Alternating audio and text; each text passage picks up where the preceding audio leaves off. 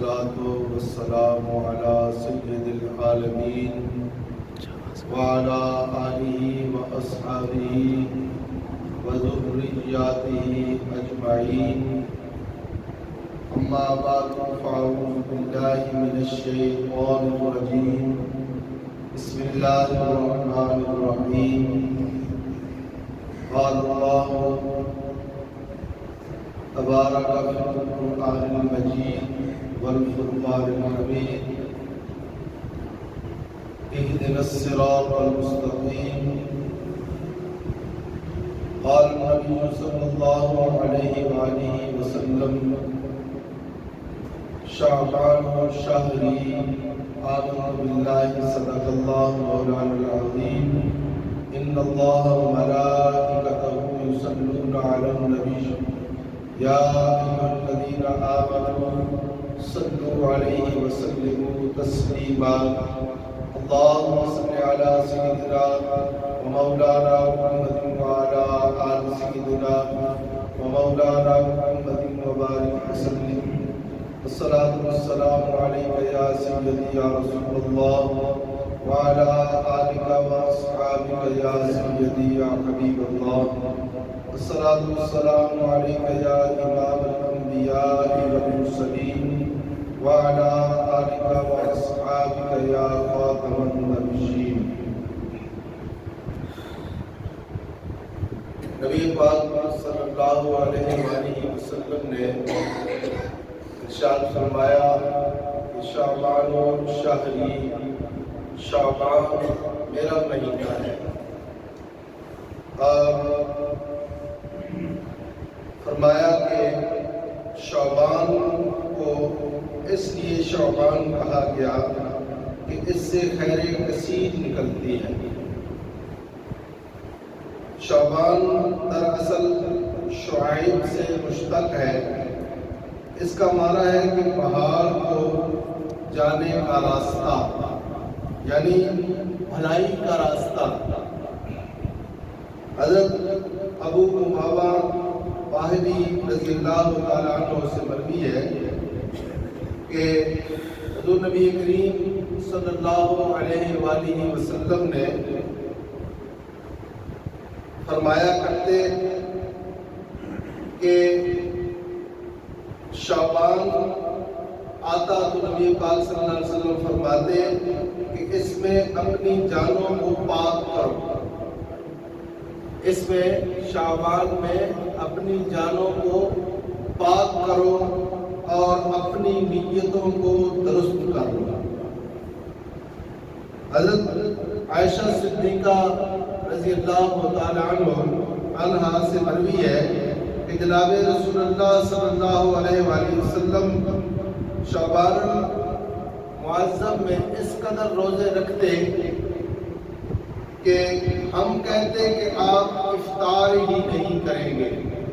یعنی آپ شعبان المعظم میں بہت زیادہ روزے رکھا کرتے تھے اور اس قدر افطار فرماتے کہ ہم سمجھتے کہ روزے نہیں رکھیں گے. یعنی نبی پاک صلی اللہ علیہ وآلہ وسلم شعبان المعظم میں، شعبان کے مہینہ میں بہت زیادہ روزے رکھا کرتے تھے اور افطار بھی، یعنی اس میں آپ کمی بھی فرما دیا کرتے تھے کہ اگر روزے رکھتے اتنے زیادہ رکھتے کہ آپ فرماتی ہیں کہ کبھی آپ افطار نہیں کریں گے اور کبھی افطار فرماتے تو ہم سمجھتے کہ کبھی روزہ نہیں رکھیں گے. حضرت اسامہ رضی اللہ تعالی عنہ کی روایت ہے کہ میں نے عرض کیا کہ اے اللہ کے رسول، میں آپ کو اس قدر روزے رکھتے نہیں دیکھتا جس قدر شعبان میں روزے رکھتے ہیں. آپ نے فرمایا یہ وہ مہینہ ہے جس سے لوگ غافل ہیں. یہ وہ مہینہ ہے کہ جس سے لوگ غافل ہیں. یہ رجب اور رمضان کے درمیان میں ہے اور یہ وہ مہینہ ہے کہ جس میں لوگوں کے اعمال رب العالمین کے سامنے پیش کیے جاتے ہیں۔ اور فرمایا کہ میں نے پسند کیا کہ میرا عمل پیش ہو تو میں روزے سے ہوں۔ محبوب کریم صلی اللہ علیہ وسلم فرما رہے ہیں کہ اس ماہ مقدس میں جو لوگوں کے اعمال ہیں وہ رب کی بارگاہ میں پیش کیے جاتے ہیں، اور میں چاہتا ہوں کہ جب میرا عمل اللہ کی بارگاہ میں پیش ہو تو میں روزے سے ہوں۔ سبحان اللہ۔ حضرت اسامہ رضی اللہ تعالیٰ عنہ فرماتے ہیں کہ میں نے رسول اللہ صلی اللہ علیہ وسلم کو رمضان المبارک کے علاوہ کسی مہینے کے روزے رکھتے نہیں دیکھا جیسے ماہ شعبان میں سب مہینوں سے زیادہ روزے رکھتے۔ رمضان المبارک میں تو پورا مہینہ نبی پاک صلی اللہ علیہ وسلم روزے رکھتے، لیکن جو دوسرے مہینے ہیں اس میں بھی محبوب کریم صلی اللہ علیہ وسلم روزے رکھتے تھے، لیکن جتنے شعبان کے مہینہ میں روزے رکھتے اتنا باقی مہینوں میں روزے نہیں رکھتے تھے۔ اور فرمایا کہ امام سبکی رحمۃ اللہ علیہ نے اپنی تفسیر میں نقل کیا کہ اس رات کو عبادت کرنے سے سال بھر کے گناہ معاف ہوتے ہیں، اور جمعہ کی رات کو عبادت کرنے سے ہفتہ بھر کے گناہ معاف ہو جاتے ہیں۔ سبحان اللہ۔ اور اس رات کو جو 15 شعبان کی رات ہے اس کو لیلۃ التکفیر یعنی گناہوں سے معافی کی رات کہا گیا ہے۔ اس رات کو اللہ کی بارگاہ میں حاضر ہو کر جو عبادت کرتا ہے، اللہ سے معافی مانگتا ہے، اللہ رب العزت اس کے سال بھر کے گناہوں کو معاف فرما دیتے ہیں۔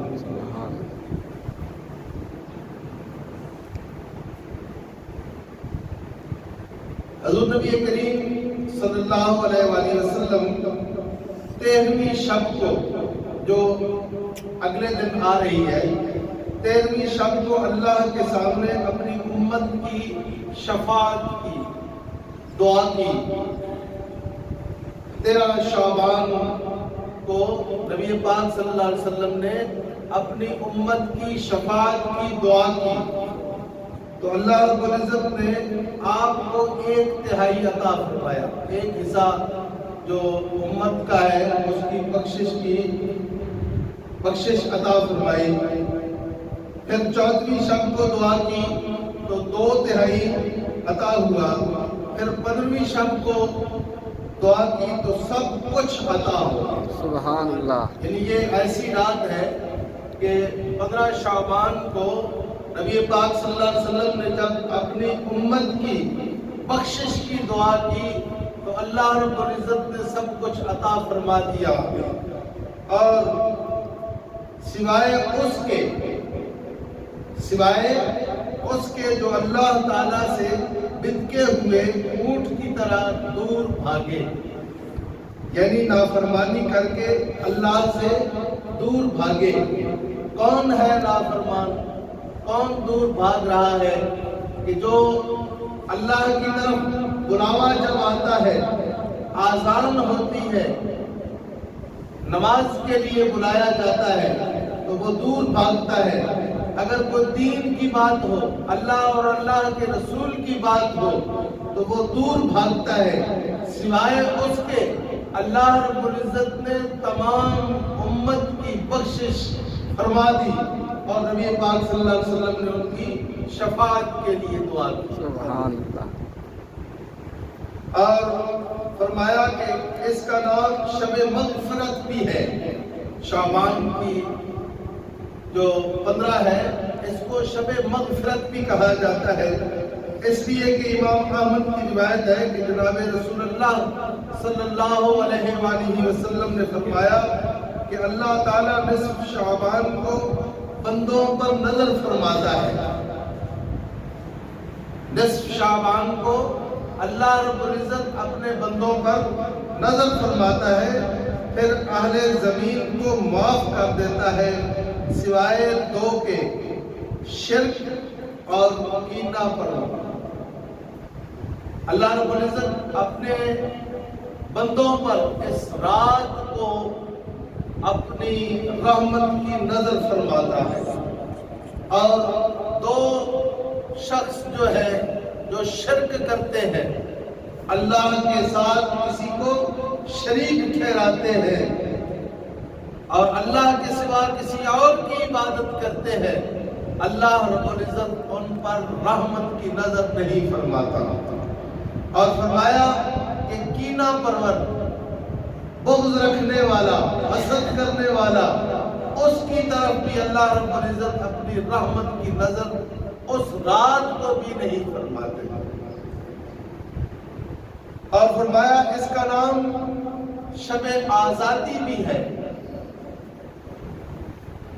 حضرت انس بن مالک رضی اللہ تعالیٰ عنہ سے روایت ہے کہ وہ فرماتے ہیں کہ نبی پاک صلی اللہ علیہ وسلم نے مجھے ایک ضروری کام کے لیے حضرت عائشہ صدیقہ رضی اللہ تعالیٰ عنہ کے مکان تک بھیجا.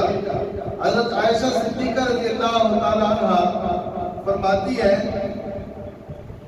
کہ میں نے جناب رسول اللہ صلی اللہ علیہ وآلہ وسلم کو اس میں کہ آپ کی میرے گھر میں باری تھی، آپ میرے گھر میں تشریف فرما تھے، ہم اکٹھے سوئے ہوئے تھے. جب میری آنکھ کھلی تو میں نے دیکھا کہ محبوب کریم صلی اللہ علیہ وآلہ وسلم میرے بستر پر نہیں ہے. تو میں نے سوچا کہ محبوب کریم صلی اللہ علیہ وآلہ وسلم مالیہ کبھی کی طرف چلے گئے ہوں گے، لیکن جب میں نے دیکھا تو آپ مسجد میں تشریف فرما تھے اور رب کی بارگاہ میں دعا کر رہے. سبحان اللہ. اس رات کو نبی پاک صلی اللہ علیہ وسلم اپنی بخشش، اپنی امت کی بخشش کی دعا فرما رہے ہیں. اور فرمایا کہ اس رات کو نبی پاک صلی اللہ علیہ وسلم نے فرمایا، حضرت عائشہ صدیقہ رضی اللہ تعالی عنہ اس حدیث کی راوی ہے، فرمایا کہ اس رات کو نبی پاک صلی اللہ علیہ وسلم نے فرمایا کہ اللہ تعالیٰ نے اس شب میں بنی کلب کی بکریوں کے بال کے برابر گناہگاروں کو دوزخ سے آزاد فرما دیتا ہے.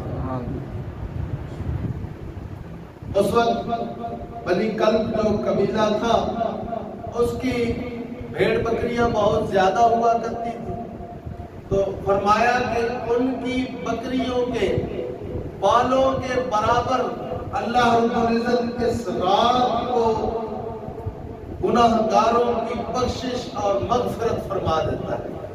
فرمایا کہ سوائے 6 قسم کے آدمیوں، 6 قسم کے آدمی جو ہے ان کی بخشش نہیں ہوتی. الگی وہ کون ہے؟ فرمایا کہ شراب کا عادی، شراب کے عادی کی جو عادی ہے اس کی اس رات کو بھی بخشش نہیں ہوتی جو شراب کا عادی ہو. ویسے اگر شراب چھوڑ دے، وہ عادت چھوڑ دے اور رب کی بارگاہ میں التجا کرے، دعا مانگے، اپنی سچی توبہ کر لے تو پھر معافی ہے. لیکن اگر عادی ہے شراب کا تو اس رات بھی اس کی بخشش اور مغفرت نہیں ہوتی. اور فرمایا دوسرا شخص کون ہے کہ جو والدین کا نافرمان ہے، والدین کی نافرمانی کرتا ہے، والدین کو مارتا ہے، پیٹتا ہے، اس کی بھی اس رات کو بخشش نہیں ہوتی. آپ فرمایا کہ جو عادی زنا ہے، زنا کا عادی ہے، جو زنا کرتا ہے اس کی بھی اس رات کو بخشش نہیں ہوتی۔ فرمایا قطع تعلق کرنے والا، یعنی لوگوں سے نفرت کرنے والا، لوگوں سے بائیکاٹ کرنے، ویسے جو اپنی ذاتیات کی خاطر، ذات کی خاطر لوگوں سے بائیکاٹ کرنے والا، لوگوں سے قطع تعلق کرنے والا، تعلق ختم کرنے والا، اس کی بھی اس رات کو بخشش نہیں ہوتی۔ فرمایا فتنہ باز، فتنہ باز جو لوگوں کو آپس میں لڑاتا ہے۔ آج کل میڈیا دیکھ لو، اگر کسی کے منہ سے کوئی بات نکلی اس کو بڑھا چڑھا کر میڈیا پہ لے آیا، پھر اس کو بار بار نشر کیا، اور اس کی وجہ سے فتنہ، لڑائیاں، جھگڑے، یعنی جو فتنہ کرنے والا ہے، جو لوگوں کو آپس میں لڑانے والا ہے، فرمایا اس کی بھی اس رات کو بخشش نہیں ہوتی۔ چغل خور، چغل خور جو چغلی، غیبت کرنے والا، چغل خور، اس کی بھی اس رات کو بخشش اور مغفرت نہیں ہوتی۔ اور فرمایا کہ جب نصف شعبان کی رات آتی ہے تو ملک الموت کو ہر آدمی کا نام زندوں کی فہرست سے کاٹ کر لکھ کر دے دیا جاتا ہے۔ یعنی اس رات کو جتنے لوگوں نے اس دنیا سے رخصت ہونا ہے، ان کا نام کاٹ کر حضرت اسرائیل علیہ السلام کو دے دیا۔ جو شعبان سے آئندہ شعبان تک مرے گا، اس کا نام حضرت ملک الموت کو دے دیا جاتا ہے۔ اور ہمارا کیا حال ہے کہ نصف شعبان کو ہماری لسٹ ملک الموت کو دے دی جاتی ہے کہ اس نے اگلے شعبان تک جنہوں نے اس دنیا سے رخصت ہونا ہے، فرمایا کہ وہ اس کا نام کاٹ کر، زندوں سے کاٹ کر مردوں کی لسٹ میں دے دیا جاتا ہے، اور وہ آدمی فرمایا کہ نکاح کر رہا ہوتا ہے، تعمیرات کر رہا ہوتا ہے، بڑے بڑے پلان بنا رہا ہوتا ہے، اور ملک الموت حضرت اسرائیل علیہ السلام اس کی موت کی انتظار کر رہے ہوتے ہیں کہ اس کا وقت پورا ہو اور اللہ رب العزت مجھے حکم دے اور میں اس کی جان لے لوں۔ تو شعبان کی 15 آ رہی ہے، سوموار والا دن ہوگا، رات منگل کی ہوگی۔ اس رات کو جو غافل سوئے گا، اور فرمایا کہ جو اللہ سے بھاگنے والا ہے، جو اللہ کی نافرمانی کرنے والا ہے، اس رات کو بھی بخشش اور مغفرت نہیں ہوتی۔ ہم نے کیا کرنا ہے کہ اس رات کو تیاری کر کے نوافل ادا کریں، نمازیں ادا کریں، اور قرآن پاک کی تلاوت کریں۔ اور یہ پورا مہینہ محبوب کریم صلی اللہ علیہ وسلم نے فرمایا کہ میں اس حال میں چاہتا ہوں کہ اللہ رب العزت کی بارگاہ میں جب میرا عمل پیش کیا جائے تو میں روزے سے ہوں، اور ہمارا بھی عمل پیش ہونا ہے۔ اللہ رب العزت کے پیارے حبیب کریم صلی اللہ علیہ وآلہ وسلم کے اعمال رب کی بارگاہ میں پیش ہونے ہیں، ہمارے بھی عمل پیش ہونے ہیں۔ تو اللہ رب العزت ہمیں توفیق نصیب فرمائے کہ ہم یا روزے کی حالت میں ہوں، یا نماز کی حالت میں ہوں، یا نوافل کی حالت میں ہوں، یا قرآن پاک کی تلاوت کر رہے ہوں جب اللہ کی بارگاہ میں ہمارے اعمال پیش کیے. سبحان اللہ. ہمیں اللہ رب العزت نے یہ زندگی میں موقع عطا فرمایا کہ ہم اللہ کی عبادت کریں، اور جب ہم نیت کر لیتے ہیں کہ ہم اس رات کو اللہ کی عبادت کریں گے، اللہ کی بارگاہ میں سجود ہوں گے اور محبوب کریم صلی اللہ علیہ وآلہ وسلم کا وسیلہ پیش کر کے اللہ سے معافی مانگیں گے، تو وہ ذات کریم ہے، وہ ذات رحیم ہے، وہ ہم پر رحم فرمائے گی اور ہم اس کی رحمت کے طلبگار ہو کر جب اس کے گھر میں آئیں گے تو اللہ رب العزت ہمیں عطا فرمائیں گے.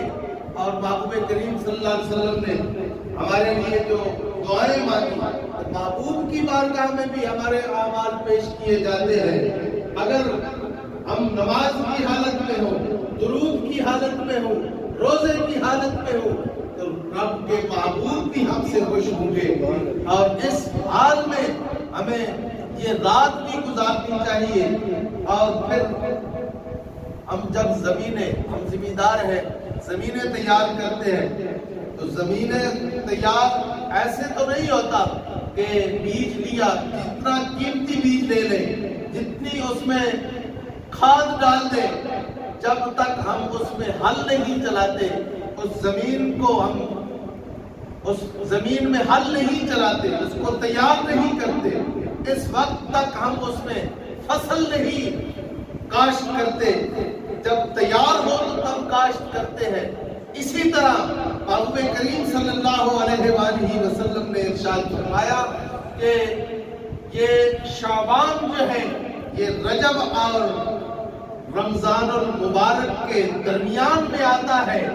اس لیے اگر ہم نے رمضان المبارک کی تیاری کرنی ہے تو شعبان میں ہم رمضان المبارک کی تیاری کر کے رمضان المبارک میں قدم رکھتے ہیں، اور اس میں جو رحمتیں ہیں اس سے زیادہ ہم حاصل کرتے ہیں. اللہ رب العزت نے ہماری بخشش اور مغفرت کے کیسے اسباب پیدا فرمائے ہیں کہ کبھی رمضان المبارک میں ہم اللہ کی رحمتوں سے فیض یاب ہوتے ہیں، اور کبھی شعبان المعظم میں اللہ رب العزت کی رحمتوں سے فیض یاب ہوتے ہیں، قرآن پاک کی تلاوت کرتے ہیں. میں نے بارہا مرتبہ آپ کو قرآن پاک کی تعلیم کے بارے میں عرض کیا، تو میں ان لوگوں کا بھی شکر گزار ہوں جو ہماری طرف بچے بھیج رہے ہیں کہ قرآن پاک کی تعلیم، یہی قرآن پاک ہمارے قبر میں بھی جب ہم اس سے محبت کریں گے، تو میں نے پچھلے جمعہ المبارک میں عرض کیا تھا کہ جب جس چیز سے ہم محبت کرتے ہیں، جب ہم قبر میں جائیں گے تو اللہ رب العزت ہمیں وہاں قرآن پاک عطا فرما دیں گے. اور جس چیز سے محبت کی جاتی ہے، مجھے ایک دوست کہنے لگے کہ شاہ جی پورے ہفتے کا غصہ آپ نکالتے ہیں. میں نے کہا کہ آپ سے پیار ہے تو ہم نکالتے ہیں. اگر کوئی ریچھ اور کتوں کی بھیڑی کرواتا ہے، ان کو آپس میں لڑاتا ہے، تو وہ گناہگار ہوتا ہے. یہ شعبان المعظم کا مہینہ ہے، اس میں ہم نے عبادات کرنی ہے، رب کو راضی کرنا ہے، رب کی بارگاہ میں حاضر ہو کر اس کو راضی کرنا ہے، قرآن پاک کی تلاوت کرنی ہے. جب رب کی بارگاہ میں شعبان میں ہمارے اعمال پیش کیے جائیں تو ہم روزے کی حالت میں ہوں، ہم نماز کی حالت میں ہوں، ہم درود پاک کی نبی پاک صلی اللہ علیہ وسلم کی ذات پر بھیج رہے ہوں، قرآن پاک کی تلاوت کر رہے ہوں. اس حالت میں محبوب کی بارگاہ میں اور رب کی بارگاہ میں ہمارے اعمال پیش کیے جائیں تو یہ غصہ ہے، یہ لڑائی ہے. اگر میں آپ کو یہ عرض کرتا ہوں، اگر ہم ایسا عمل کریں کہ رب کی بارگاہ میں وہ مقبول ہو، تو یہ اگر غصہ میں آپ سے کرتا بھی ہوں تو میں حق پہ جانب ہوں کہ اگر آپ اس چیز سے بچ جائیں تو رب کی بارگاہ میں ہمارے اعمال اس حالت میں پیش ہوں کہ ہم ریچھ اور کتوں کی لڑائی کرا رہے ہوں، مرغوں کی لڑائی کرا رہے ہوں، تو یہ عمل اگر محبوب کی اور رب کی بارگاہ میں پیش کیا جائے تو رب کا قہر نازل ہوگا۔ ایسی بات کی نہیں، میری کسی سے یہ لڑائی نہیں ہے، جو اہل سنت و جماعت ہے، صحیح اور عقیدہ ہے، میں تو اس کی جوتیاں بھی سیدھی کرنے کے قابل نہیں ہوں، لیکن میں آپ کو اگر یہ عرض کرتا ہوں، اگر آپ تعاون کر رہے ہیں، اپنے بچے بھیج رہے ہیں، تو مجھے وقت تو دینا ہی پڑتا ہے کہ میں قرآن پاک پڑھا رہا ہوں، اور محبوب کریم صلی اللہ علیہ وسلم نے ارشاد فرمایا کہ خیرکم من تعلم القرآن وعلمہ، فرمایا کہ تم میں سے بہتر وہ ہے جو قرآن پڑھے اور پڑھائے، قرآن پڑھے اور پڑھائے۔ پھر رب نے کیسا نوازا قرآن پاک پڑھنے والے کو کہ قیامت کے دن جب حفاظ کرام کے سروں پر تاج رکھے جائیں گے تو لوگ کہیں گے کہ کیا یہ اولیاء کرام ہے یا انبیاء کرام علیہ السلام کی جماعت ہے، تو لوگ ان کے والدین جو حفاظ کے والدین ہیں ان کے سروں پر تاج اللہ رب العزت رکھے، اور تو آواز آئے گی کہ یہ حفاظ کے والدین ہیں، اللہ رب العزت ان کو اس طرح عزت عطا فرمائے گا، اور وہی عزت والا دن ہوگا جب کوئی بھی کام نہیں آنے والا ہوگا تو یہ قرآن شفاعت کرے گا، قرآن پاک شفاعت کرے گا، نماز شفاعت کرے گی، روزے شفاعت کریں گے۔ تو ہم آپ سے یہی عرض کرتے ہیں کہ مسجد آؤ، مسجدوں کو آباد کرو۔ ابھی میں اپنے عزیز غلام مرتضیٰ کو یہ بات کہہ رہا تھا کہ جو مسجد کا مقدر ہے یہ رب کا گھر ہے، تو ہم اگر اپنے گھروں کے ذمہ دار ہیں تو رب اپنے گھر کا ذمہ دار ہے، تو ہم کو سب سے پہلے نماز ادا کرنی چاہیے۔ رب کا گھر جو ہے اس کی تعمیر کی ذمہ داری بھی رب کی، وہ ہماری ذمہ داری، ہماری نوکری ہے، ہماری ذمہ داری۔ تو اس لیے یہ مہینہ جو ہے اس کو ویسے رائگاں نہ کریں، ضائع نہ کریں، اللہ کی گھر میں عبادت کریں۔ ہم نے رجب کی 15 کو بھی یہاں نماز تسبیح کا اہتمام کیا تھا، اور انشاءاللہ اس 15 کو بھی اللہ رب العزت نے توفیق دی تو نماز تسبیح انشاءاللہ پڑھی جائے گی۔ تمام حضرات کو اس کی بھی میں دعوت دیتا ہوں کہ وہ مسجد میں تشریف لے آئے، نماز با جماعت ادا فرمائیں، اور نماز عشاء کے بعد انشاءاللہ نماز تسبیح پڑھی جائے گی، اور اس سے قرآن پاک کی تلاوت کریں۔ اس طرح نہ ہو کہ ہم دکانوں سے بچوں کو پٹاخے لے کر دیں کہ وہ ساری رات پٹاخے ہی بجاتے رہیں، لوگوں کو نیندیں حرام کرتے رہیں۔ جو لوگ عبادت میں مشغول ہیں ان کی عبادت میں خلل ڈالیں، یہ نہیں ہے۔ اس رات کا زیادہ سے زیادہ فائدہ اٹھائیں، اس رات میں قرآن پاک کی تلاوت کریں، نماز تسبیح پڑھیں، با جماعت پڑھیں تو زیادہ ثواب ہے۔ اگر اکیلے میں پڑھ سکے تو پڑھ لیں، قرآن پاک کی تلاوت کریں، درود پاک پڑھیں، اور گھروں میں مائیں بہنیں بھی اس چیز کا اہتمام کریں، اور اس رات کو اپنے جو اس دنیا سے چلے گئے ہیں ان کو بھی یاد رکھیں، قرآن پاک کی تلاوت کر کے ان کو ایصال ثواب کریں، اور اس رات کو ہمارا سارا بجٹ جو ہے وہ تیار ہو جاتا ہے، پورے سال کا بجٹ تیار ہوتا ہے۔ اس بجٹ جب رب کی بارگاہ میں وہ تیار ہو رہا ہو تو ہم رب کی بارگاہ میں پیش ہوں اور اس سے فضل کی دعا مانگے، اس سے اپنے رزق میں اضافے کی دعا مانگے، اور اپنے پچھلے سال کے گناہوں کی معافی مانگے۔ اللہ رب العزت میرے سمیت عمل کی توفیق نصیب فرمائے۔ اور اس رات کو زیادہ سے زیادہ اللہ کی بارگاہ میں پیش ہو کر عبادت کرنے کی توفیق نصیب فرمائے. وآخر دعوانا الحمدللہ رب العالمین. اللہ اکبر. نعرہ رسالت.